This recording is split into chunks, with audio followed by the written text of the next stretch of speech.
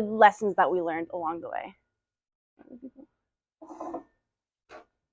So the sort of outline of my journey, Diego and I are immigrants. So our family moved to the US from Mexico to Texas in 2010. And then after about 3 years of living in Texas, we moved to Sarasota, Florida. And then after about living for about a year in Florida, I decided to enroll in Pine View in 2014. And then in Pine View, I essentially found my love for engineering. And then in 2019, I started studying at USC as a mechanical engineer. And then within USC, I had 2 different internships. One was the Aerospace Corporation, and the other one was in Honeywell Aerospace.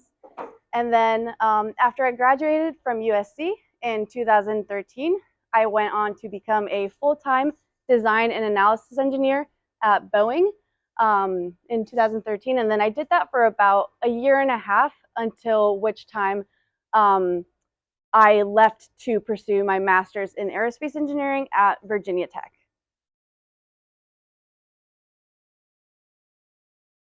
So some of my early inspirations and influences, I'm a strong believer that it really does take a village. So I think it's so important to surround yourself with the right people and the people that inspire you and have similar ambitions. And early on in my life, that was essentially my family. So especially Diego and my dad, I found that I was able to really efficiently bounce ideas off of them, and they just loved playing the devil's advocate for me. So not just making sure that I was getting my curiosities out and my energy out, but also making sure that there was a lot of foundation and logic behind the ideas that I was developing. And even though they were pretty annoying, I eventually really embraced the devil's advocate sort of logic to thinking.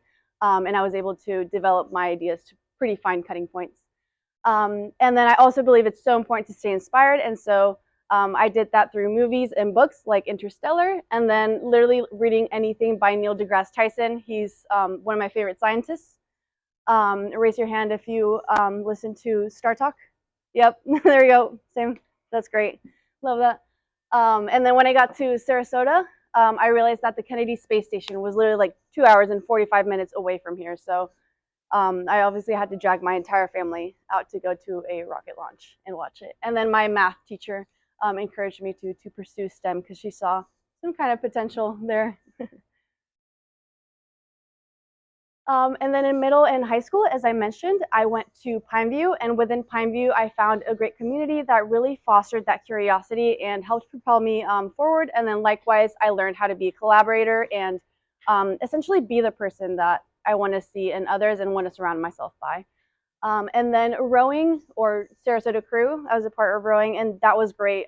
Staying physically active was great for me to not just stay mentally sharp, but make sure that my body was also in optimal performance, so that there was enough fuel in the tank for anything that I needed.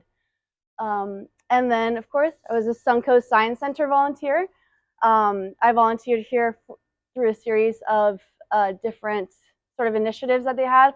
If you can believe it, I was a part of the first RC car competition that they hosted, so that's how old I am. And I was also a director for Growing Strong STEMs K through 12 outreach. And that essentially showed me how important it is to give back and open doors for others like they've been open for you. So at USC, some of my classes and projects, I quickly learned that college was very different from high school in the sense that in high school, you've developed throughout many years a very strong support system in both your friends and your family. But when you get to college, you essentially start from scratch. So it was a lot of periods of figuring it out. You just have to figure it out. And so some of the things that I took away from that is the ways to figure it out as quickly as possible is to quickly get a group of friends that you really respect and are inspired by, and find those very quickly. So just try to talk to everyone and figure out who is your style and lift each other up. And then also, I really encourage you guys to ask a lot of questions, even the questions that can seem like stupid questions. I quickly learned that having no shame in asking any type of questions will get you very far. And also use all the resources available to you. So like TA office hours, that's what they're there for. Ask a lot of questions, and also use the internet or any resource available to you. I'm a pretty big fan of YouTube. And then some of the projects I feel like that you're a part of in university really help you understand how to work with different types of people, and also gives you that hard and soft skills that you need to work in all types of teams. Yeah, and it just lets you really better visualize all the content that you learn in your course and apply it. So at USC, I was also a part of some clubs and internships, as I mentioned.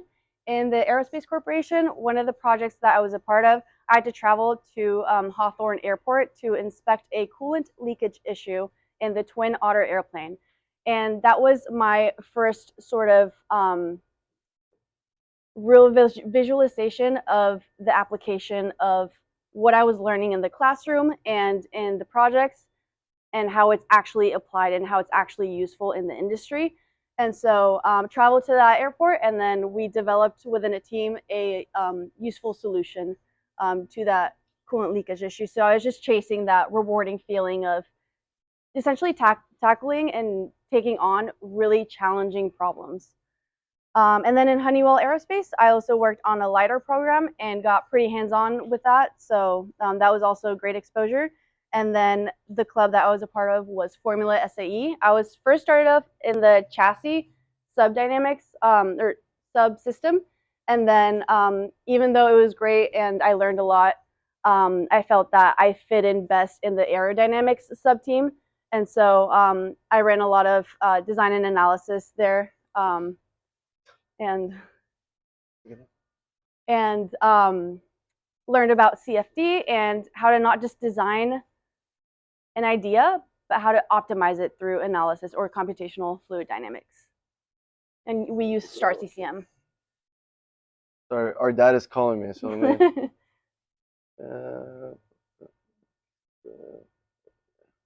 all right. Yeah. Déjalo, ya lo vi, déjalo. Yeah, can't see it.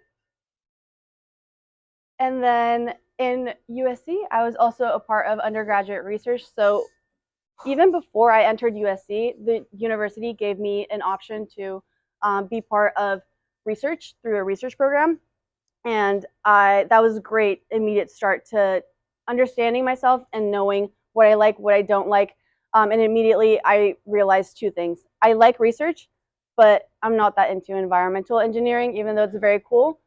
I quickly realized that I think space was more my niche. And so as I started to realize that I was really passionate about aerodynamics and space, I started concentrating a little bit more on that. And then I did some space research in a 3U CubeSat. So it's like a small satellite that the research team and I developed, and I was essentially in charge of maintaining the mass budget for this mission. So calculating the center of mass, the moment of inertia, and any other calculations that we needed. And then on top of that, I programmed, soldered, and wired a sun sensor that was attached to the CubeSat. And then this CubeSat would follow the sun everywhere because it was solar powered. So it would just always be exposed to the sun.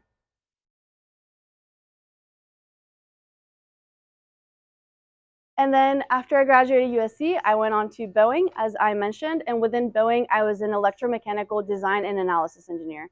So all of the spacecrafts, the electrical components, those are powered by like printed circuit boards within chassis systems in, say, whether it's an eVTOL or a jet, within their sort of compartments inside of the structure. And so I was in charge of developing these chassis and making sure that they didn't break. And so I was the lead structural analyst for two main units, and I learned so many skills, and I'm super grateful for this experience. And I learned a lot of resilience and how to work in a very diverse team dynamic. So definitely, once you get to industry, you quickly start realizing, like, wow, I can't believe they even pay me for this. Like, I would do this for free. So that was pretty rewarding to see. And then, as I mentioned, I left Boeing to pursue my master's in aerospace, and I'm doing this with thesis. So that means that I'm doing research on top of my aerospace degree. And my research involves tackling the issue of aircraft ice accretion. This is essentially the phenomenon where water droplets freeze on the aircraft surface and they solidify. So this changes the structural integrity of the airplane or crafts, and the dynamics is different. So this can be very dangerous. And so my team is addressing this issue and looking at how to simulate these droplets and develop hydrodynamic or hydrophobic technologies, essentially, so that these droplets are repelled upon impact. Yeah, and then I defend in May 2026, so pretty soon, hopefully, and then graduate, and then we'll see what's next. And then along the way, some of the projects that I've undertaken, as well as a sort of pet projects, side projects, are 3D printing. I have the Ender 3S1, and I love my printer. Do I have any 3D printers here? Yep. What do you have? What do you guys have? A1. Nice. And then I will do resin too. Oh, it was great. I was looking at that. Okay. And then another LED. Awesome. So many. You have a whole collection. What about you? Nice. Okay. Sweet. That's awesome. That's so cool. You're already ahead of me then. And then I also take a lot of pride in fixing my own issues that I have in my car and my 4Runner. So an example there is the door lock actuator. It wasn't working, and I just thought, there's no way I'm about to pay like $1,000 to take it to the dealership when I fixed this for $33, 1 hour of my time. There's no need. So if you develop these skills, you'll figure out that you're able to simplify your life as well. And then another recent project is a CFD aerodynamic simulation. I wanted to make sure that I still had it and that my formula SAE aerodynamic skills were still there. And so I just ran a sedan simulation, and surely enough, I still have it. And in the bottom right, I modeled an ISS scenario in System Toolkit. So this tool is essentially used in the industry for every single mission that leaves the orbit of the Earth, and is super useful to know and to play around with. And it was super cool to model this ISS scenario, essentially having it orbit in a certain time period and then seeing when it will pass over, say, for example, Blacksburg, Virginia, which is where Virginia Tech is, at a certain amount of time. So time frame. So it's pretty cool to check out if you're curious about that. And then just to document and share my projects with everyone, I created a YouTube channel, and I highly recommend this to all of you guys. If you have projects or you're doing side projects or anything like that, I highly recommend creating a YouTube channel, not just for like industry people to check it out and see your really cool work, but for you to have. It's such a cool sort of like diary, if you want to call it. And so these are some of the lessons learned after making countless mistakes. So I'm just going to read it off since it's a pretty long list. Never stop learning and asking questions. Stay away from toxic people and activities. Surround yourself with people who you respect and are inspired by. Be that person for others too. Ignore the naysayers and accept constructive criticism. Build a strong reputation for yourself and protect it. Seek out every opportunity to build resilience. Work very, very hard, and don't let anyone make you feel bad about it. Don't be afraid to take risks. Fail, learn, get back up, and reiterate. Always keep building in ways and towards missions or ideas that fulfill you. Stay hungry, stay inspired, stay curious, and have lots and lots of fun along the way. And with that, I'm going to leave you with a famous quote by Charlie Munger that I love, and it goes, "Avoid toxic people and toxic activities. Try to keep learning all your life and do a lot of deferred gratification. If you do all those things, you are almost certain to succeed. And if you don't, you're going to need a lot of luck. If you're glued together right and honorable, you will succeed. Try teaching that to your grandchildren. The best way is by example. Fix yourself." And with that, I'll pass it on to my brother.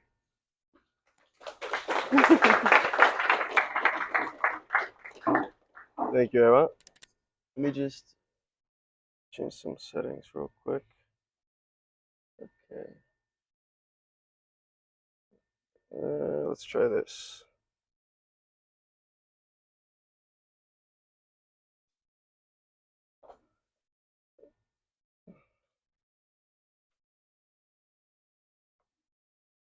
Okay, should be good.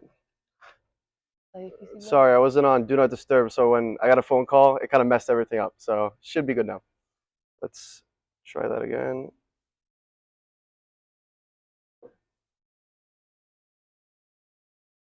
All right. So picking up where Eva left off, she shared a little bit of our background, where we came from, our family. We're from Mexico. We moved to the United States when I was 8.5, and we lived in Texas, then Florida. I graduated from Pine View as well, and after that, I went to Syracuse University. So there, I got my bachelor's in electrical engineering. Originally, I started in mechanical engineering, then I switched. I'll go into that, the reasons why, and the story to that shortly. And then recently, I graduated in May, this past May, and right now I'm on like kind of my gap year between undergrad and grad school. Recently, I was admitted into at Columbia University and was named Nikola Tesla Electrical Engineering Scholar. And I haven't decided yet which program I'm gonna go with, but this is my top choice at the moment. So that's a little bit about my background. Some of my educational background, some of my professional background is I've kind of worked on a lot of different things, and I don't claim to be an expert in any one of these domains or industries. I intend to focus on wireless networks and computer networks in my master's degree, which is a subfield of electrical engineering, which combines software and computer engineering. But I've explored a lot of different things, and I've done things from all the way from building AI tools for national governments to flight simulation models at Honeywell Aerospace as well. And I've also helped with some nuclear missile and intercontinental ballistic missile defense programs. And so recently, after May, I took the opportunity, because I have the gap year, to revisit my home country, Mexico. And I wanted to just live there for the gap year and work there and get that experience, because I hadn't lived there since I was 8.5. I mean, we visit, but it's very different when you're actually there. And I figured that it would also allow me to not just get that software engineering experience, but also to take time and apply it to my master's programs. So that has been what I've been up to recently. Here are some of the projects I've worked on visually. So this was the first company I ever did an internship with. It was a small startup. It's called Snowbotics. This is at Syracuse, New York, and it was autonomous robots that they still are making them, that clear snow and also do like groundskeeping work. So that was fun. It was a good way to get a first experience as a professional engineer. And then these two middle things are radars. These are the LRDR is in Alaska. It's in the edge, and it's kind of hard to tell from here, but the image, but you can tell that this is like a really big crane. So that means that this radar is really, really large. And this is meant to be scanning the air at all times, and hopefully never gets put to action. But if for whatever reason there's some sort of threat from any of, I don't know, the country's biggest enemies or whatever, this would be the system that locks onto it. It's kind of the eyes, and would then other parts of the system would deploy what's called an EKV, which is an electronic kill vehicle, through a rocket. Basically, you're shooting a bullet with another bullet in midair, and these two things are the eyes for it. So they're part of a whole network of radars. And I've worked in robotics. I've worked in quasi-optical systems, which is similar to optical systems, except at a different frequency range, at RF and microwave frequency range. And so I did research on that and worked on AI and some chip things. Again, I'm not an expert in any of these, but it's been really fun to get all that experience. And I want to share with you guys today 6 things that I really wish that someone told me before college. And I will say that this is all very specific to myself. And if you talk to someone else, it might give you not only a different perspective, they might even give you like kind of the opposite perspective.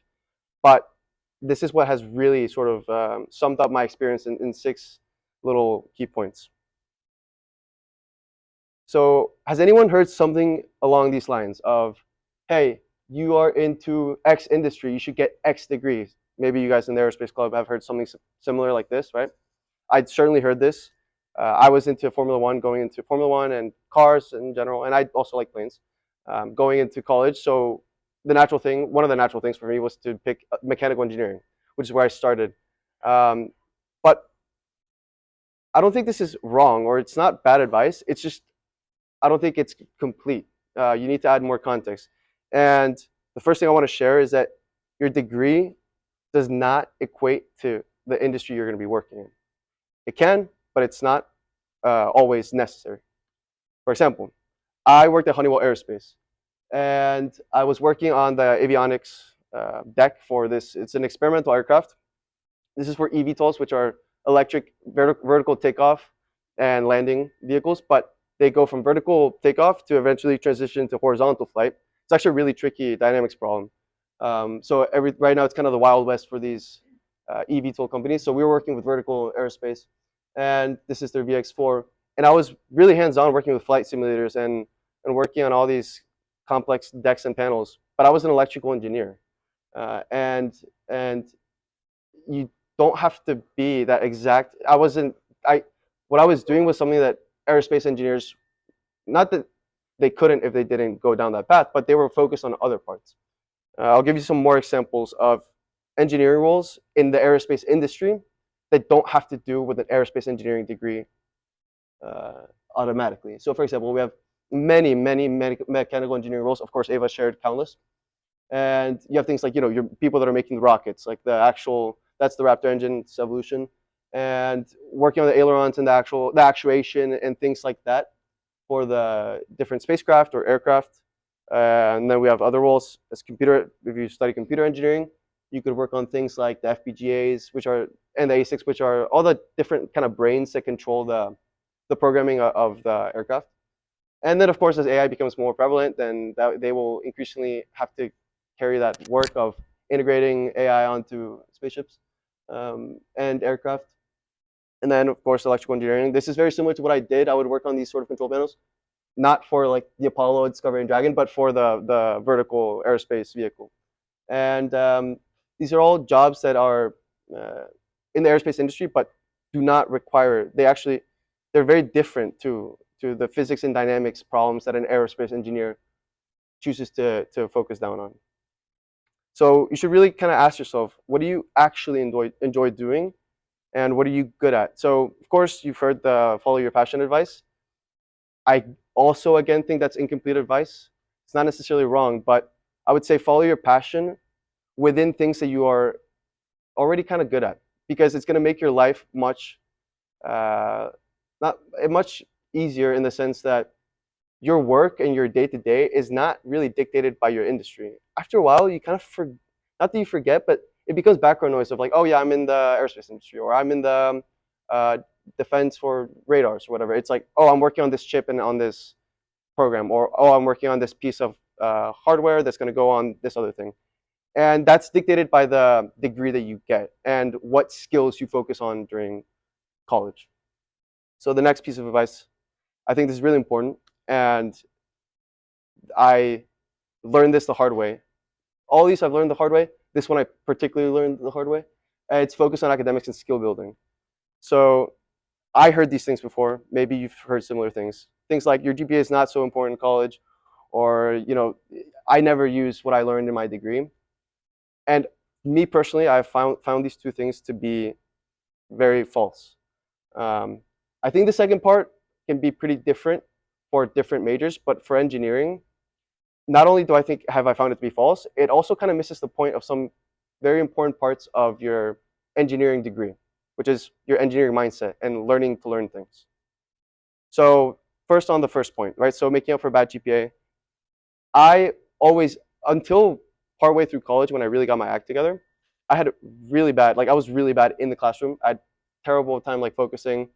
And I kind of just made up for it with extracurriculars because I was so naturally inclined to build things outside of class. And I was a very curious kid, but it required a lot of work to overcome that poor academic performance. And even though it did, it got to a point where I could no longer build on that shaky foundation. And in college, it got to a point where I went into academic probation. That's when it really hit me that it's like, okay, this is no longer a joke. I need to really figure out my academics.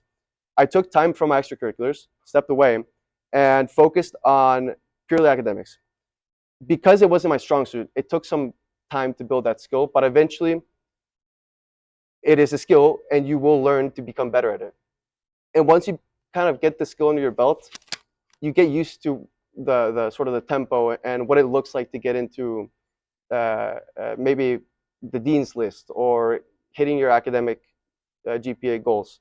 And this will exclude you from certain things. Like if I did not have this academic turnaround, I don't think I would have gone into like the master's program that I did, because it's really important for further education and even for internships and research positions. It's the only metric that's going to exclude you from things.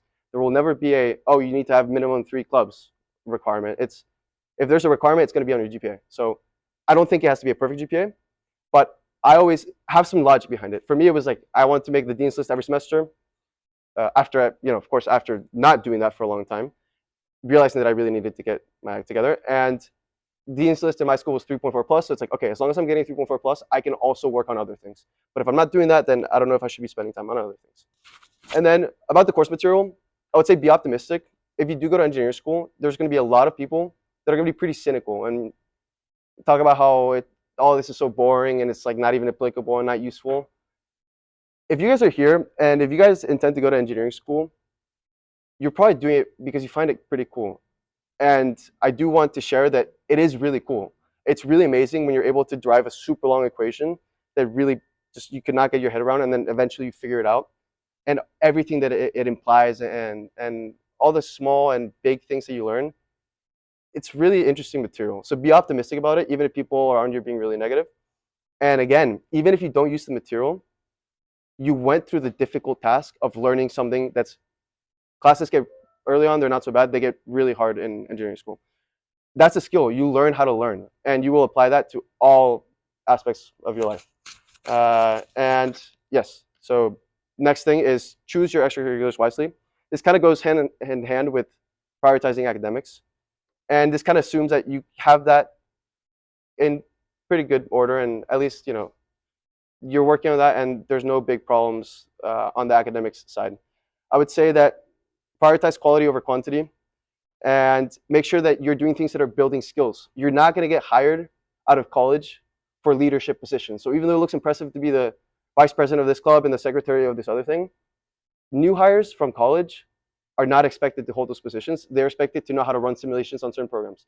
They're expected to know how to program in this other language and have certain skills that are going to apply to their specific roles.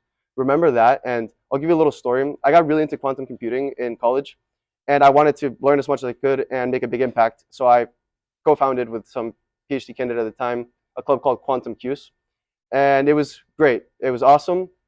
But what I realized was that the more that it took the process of getting this club going and all the awesome events that we had to do was just managerial work and had nothing to do with quantum computing. It was paperwork, organizing, and I didn't maximally build the skill of programming quantum computers, although it was an awesome experience and actually a great point on my resume.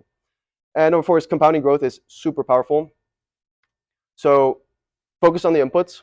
I know that when I was getting my act together in terms of academics, I first had a semester where I did okay, but I was like kind of demoralized because I knew how hard I worked to try to get a good GPA, and I did not hit my target. It was okay, but it was not as good as I wanted. But I did have faith that I was doing the right things. And what's really important is focusing on the inputs and creating feedback loops for yourself that let you know if an input is good or bad as soon as possible. So I could, for example, do all these study habits and techniques and then see what happens at the end of the semester and either see if I did good or bad and then learn from that. Or I could take a bunch of practice quizzes along the way and be like, oh, this is working for me or this is not working for me. And you can iterate much quicker. So inputs are controllable. Outputs, I promise, do come with good inputs. A lot of times it just feels like it takes longer than it should, but have patience. A lot of people will give up on the way. If you just are relentless and very persistent, you will get those amazing outputs. And good results will stack on each other. It's really amazing. So point number 5 is talking about deep work and distractions. So this is a quote from a writer. Yeah, he's an author and a writer of a New Yorker staff. And he's talking about Twitter, he says, it scares me not because I'm morally superior to it, but because I don't think I could handle it. And I'm afraid I'd end up letting my son go hungry. And that is something that I very much resonate with. I have a terrible time managing distractions if I have to resort to my willpower. So I just don't resort to my willpower. I create either physical boundaries, digital boundaries. Like I've had friends put their have parental controls on my phone so that if I want to watch YouTube then I had to call him or not even call him, I'd have to go and give him the phone he had to put in the thing, like a child would. And I know it sounds ridiculous, but that actually was really freeing because I no longer had to deal with the mental weight of using my willpower. I wouldn't say that you always have to like spam this technique because you could go down a kind of a route where you're too isolated, but know when you need to cultivate the right environment and be willing to do that. I have no association to Cal Newport, but these two books are really good. Deep Work and How to Become a Straight A Student. I think these are really, really good books to read right before entering college. And they will explain what I'm talking about here in a much better way. And then the last point is don't do it alone. I had, in particular, the phase of academic growth that I had. So I really studied with academics. Everything else in terms of extracurricular was going fine, but I was just not a good student. Like I assure you guys that the vast majority of you are much better students than what I was at your age, and that's almost a fact. So I reached out to one of my best friends who he went to Princeton, and he was the person that I always saw as an academic ideal. His name is Chris, and he also felt like he had some more room to grow. And together, we sort of really dived in, and we became each other's kind of partner in this growth journey. And I know that we're both much further than we would have been without each other. And in this case, 1+1 = 3, in the sense that each other's collaboration and partnership doesn't just sum up to, each individual part combined. It's really greater than that. And here's us. Like, for example, this is us in winter break. We would just be programming for like 14 hours a day, just working on projects that we wanted to work on, that other people would make fun of us for it because, what are we doing working so hard when everyone else is kind of relaxing? And it felt right to us, and we didn't really care. So I will leave you guys with an abbreviated quote from Arnold Schwarzenegger, and he says that he never got where he got on his own. Everything was due to the people that built him up. And he says that to accept the credit or medal would discount every single person that helped him get there today. Now we'll get into questions. Thank you.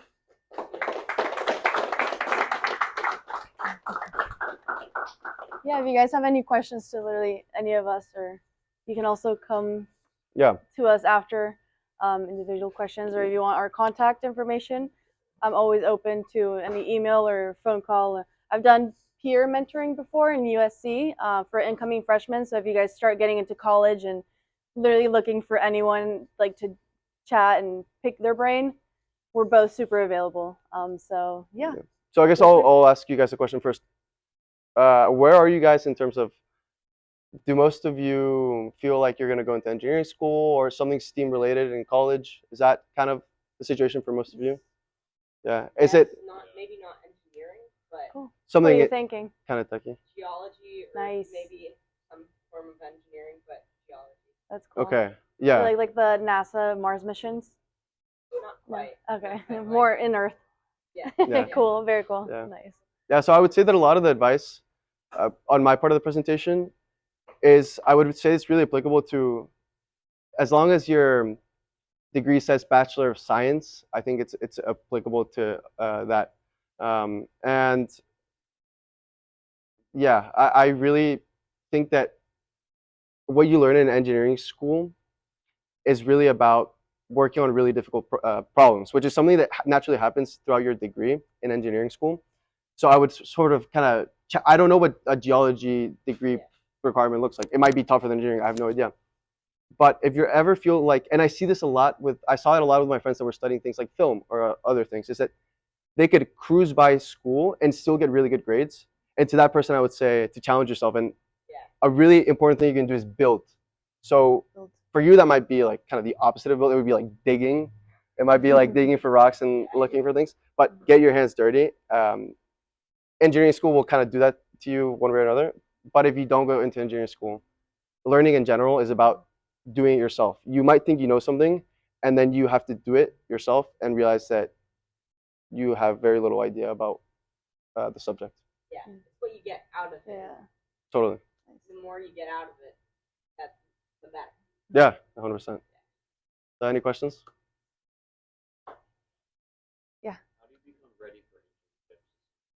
That's a great question. I actually wanted to touch on that, and I never got around to it in the content. So I'm really glad you're asking it. I got into a program at Syracuse that guaranteed an internship the first summer.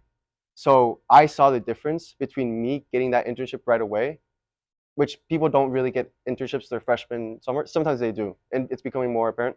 Um, but I saw how important it was. And to what I will say, if you might have noticed, we both worked at Honeywell Aerospace. One thing that you should totally leverage is your network and reach out to people that are working in companies that are related to what you're doing. It doesn't have to be exactly. And at first, I felt guilty for reaching out to my network because it felt like I thought I was going to I was getting myself an undeserved opportunity. But in reality, it's a win-win for the most part. I'm sure you guys, and I'm saying this not randomly, but because you guys are here and I've met people that come to the Fab Lab, I know kind of their style. You're likely going to be a good hire if you keep it up. And you're actually not doing them a disservice. You're making their job easier. So don't feel guilty about reaching out for your network. Of course, do it politely and do it with respect. And if you don't get it, it is what it is. Yeah, and along those lines, a similar experience that I had was when I first joined Boeing. Even your managers will tell you, hey, like, please let us know anyone that you worked with in college who was just superstars. We'd be happy to interview them. So all your network gets you, it doesn't get you a job, it gets you an interview. Exactly. You have to work the rest of your way in. And so what I did is, hey, these were two people that I worked with. They were absolute superstars. We worked in most projects together. They got her an interview and they said, sweet, like, great, you're in. And to this day, she still works there and they completely value her. And like, my manager basically came to me and he was like, do you have any more like recommendations, like any more that you want to give us? So like Diego says, it's definitely a win-win. And also another recommendation I would give is read all of your emails. I know it's super tempting to let that number notification keep going up and up and up. At least skim it. Skim it, because that's how I got my first internship, the Aerospace Corporation. I skimmed all of my emails. At the very bottom of my email, I found opportunity to work in research, and then it was a, by the way, you will also get an internship at the Aerospace Corporation. So it's very it's kind of hidden sometimes, but if you look for it, the opportunities are there. And then last thing I'll add is I did get like the Honeywell internship that way, and the first one was kind of a byproduct of the program I got in. I have also had to ruthlessly apply to dozens and dozens of places to get an internship. So be prepared to do either. And yeah, basically really, yeah, the earlier you can get an internship, it will make a difference. just be relentless and like unshameful and like applying, and I think confidence too goes a long way.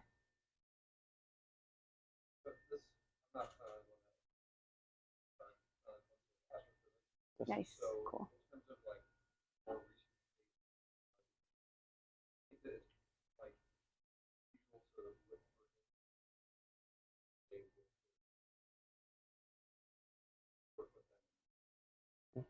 I think starting off with university, especially in a field like astrophysics, where like the research world is sort of at the forefront of that industry, is a great start. I think it definitely depends by your industry and your specific niche, if you want to call it that. But I think specifically for astrophysics, you'll find that most people, like Stephen Hawking, most of their life they're in academia or doing research. So I think starting with your universities is always, in my opinion, the best way to go. And then if you're able to get internships, I think, especially in astrophysics, I think NASA has so many amazing internships. So if you find sort of internships, I would say don't shy away from those opportunities. And also something I would really recommend is like try everything. If you're interested in industry and there's an opportunity, definitely go for it. But if you think the probability of you succeeding in your industry will be higher if you stay within academia or a certain professor that you found that will really like level you up, I would say keep pursuing that path and always keep your doors open, options open. I will add to that real quickly. So a couple important points that I would add is that when I mentioned extracurriculars and picking them wisely, an extracurricular that I think is super high leverage, even for people that are not gonna follow your path of more academia, someone like myself, is research. Research is good for people that are going to academia and people that are not, because what research does is it puts you in this room with, even if you have to start off, getting them coffee, to say, if you're really good at that, they will upgrade you to other things, and you're gonna be in a room with really cool professors that have ties to industry or to research positions. So I would say focus on research as your extracurriculars, and really think about early on, because academia is it's really recommendation oriented, especially a PhD program. It's super important. So think about early on which professor you want to do good work for. Maybe you know that you're gonna have them next semester they're gonna be giving you one of these courses. So if you know you're gonna have them and you intend to join their lab or you'd like to, do amazing in their courses.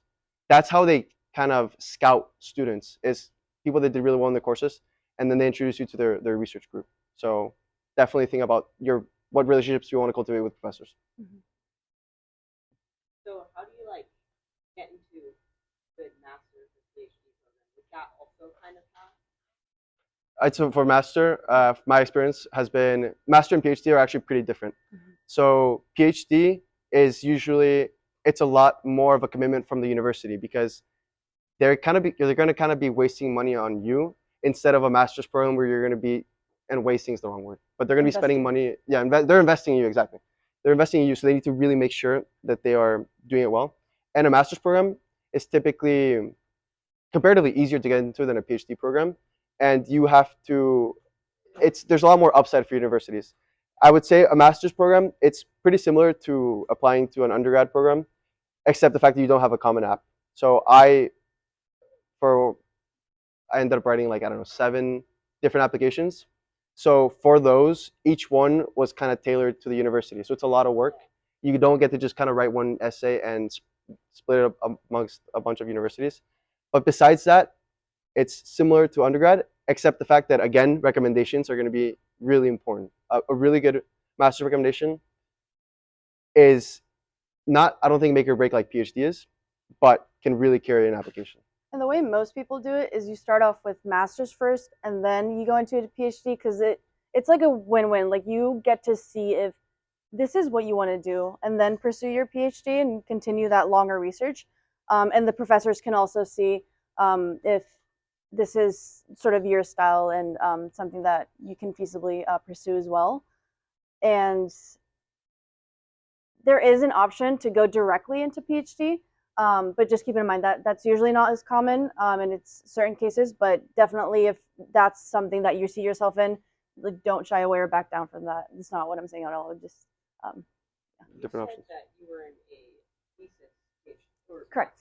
Yes. Is that any different? Yes. So there's different options. There's Master of Science with no thesis, so that's no research. You just do like the coursework. Sometimes they make you take like an exam or like a little project at the end, and you just turn that in as like a completion of your master's. And then with thesis means you're doing research. So it's a little bit like a PhD, but like a shorter version, which is why I recommend you do like potentially a master's first as like a trial run. And so I think that's, if we want to talk about it like time-wise, that's like half of a PhD. And then there's another option called Masters in Engineering, which is a little bit, I see it as more of like, a lot of my friends that are Masters of Engineering do not have an undergraduate engineering.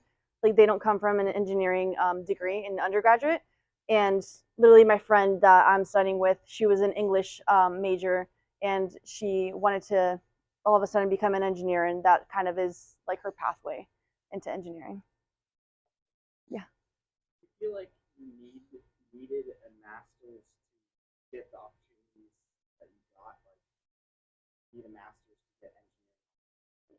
I would say it's very industry dependent. So I worked at a really cool software engineering job that a lot of times it's almost cooler to be the person that dropped out of college. By the way, I don't recommend that. Don't Like, do it. it's these people are doing that because they're, when you think of the Zuckerbergs and Steve Jobs and all these people, because it's costing them more money to stay in college. It doesn't mean they just got bored of school and decided to do their own thing. So unless you're in that situation, I wouldn't recommend sort of, and I know that's not even necessarily what you're alluding to, but there is certain industries that don't put as much emphasis on all the credibility, and there's others that do. So I would say know your discipline, know what's typical, see the people that have achieved what you would like to achieve, something similar or even greater, and what did they do? What's the common denominator amongst them? And try to mirror that a little bit, of course, in your own way. But now you have a bit of like a guardrail to follow. But also, in addition to that, you should also take into account the context of the reality of your now. So the people that are, say, 30 years above you, their situations were different back in their day. So recognizing what your in your day means. And what I've noticed, especially within aerospace, is that you come in, you do not need a master's to be an entry-level engineer. Bachelor's, literally, when we were doing like interview panel styles for Boeing, my manager was so excited about getting people that were just really excited about all of these. And his boss literally said, "Great. The only requirement is they have to have a bachelor's. That's it. Like great, like do whatever you want, but so the minimum is obviously a bachelor's, but I have noticed that especially within aerospace, they do start as you progress pushing more and more for having a master's degree, and they do reward that even monetarily of like if you have a master's degree, you basically don't have to prove much. You just get an automatic like pay bump, like stuff like that, where it just gets you an immediate like foot in the door into certain roles that you might have not otherwise potentially have gone for. Um, and so, especially in aerospace too, I have noticed that there are certain points that people do start asking, "Where's your master's?" And you can keep fighting it. A lot of people do, and that's like totally fair. But I did like think about it, and I also started thinking, "That's right. Where is my master's?" And so, although I was mechanical, especially because I was mechanical and a little bit more broad, I do think that masters are great for specializing, especially within aerospace, where you do have a lot of aerospace engineers, but I think you have also a lot of more general engineering, like the mechanical and the electricals, where a master's would be super beneficial to specify a little bit more. And I think we have time for 2 more questions. So Yeah, sorry, Jen. Oh, sweet. yeah. First of all, I want to say thank you so much for coming here to give back to the community. Yeah. It's a very valuable thing. Thank you. Thank you. Good job. Yeah, thank you all for coming. Yeah, I mean, we thanks. wouldn't, without you guys, we would be presenting to no one. So. I will have 2 questions. The first question, I want you to understand more about the Tesla scholar. Okay. The second question is for both of you. Have you ever thought about Great questions. Yeah. Wow. Yeah, so I'm those are both. impressed. So I'll answer the first one. So that was an award that was given to me. I'm right now in the middle of deciding the master's program. It's funny you're wearing that shirt Yeah. because that's the only one other school I'm waiting for. It might come out tomorrow. I'm luckily Columbia and Stanford. To me, I have them. Stanford is Stanford, so it's kind of hard to beat. But the program for what I'm studying at Columbia is amazing, and I've always loved Columbia. So, uh, anyways, I'm right now going to be either between Stanford or Columbia. That's why I haven't specifically said that I'm going there yet. And the Scholar Award was given to me. I first got accepted on February 2nd, and I noticed that they accepted me really quickly, which I found cool. I was like, this is cool. But it's also, I was like, okay, that's interesting. And 2 days later, it said there's been an update to your application portal. And because I'd been on Reddit on like r/grad admissions of people saying like my application got rescinded, they made an error, and they're saying that I can no longer enroll. I was like, oh, here we go. Okay. It was actually an update to say that I'd been awarded that Nikola Tesla Ambassador Scholar. And to my understanding, it's given to what they consider to be the top 10% of their applicants.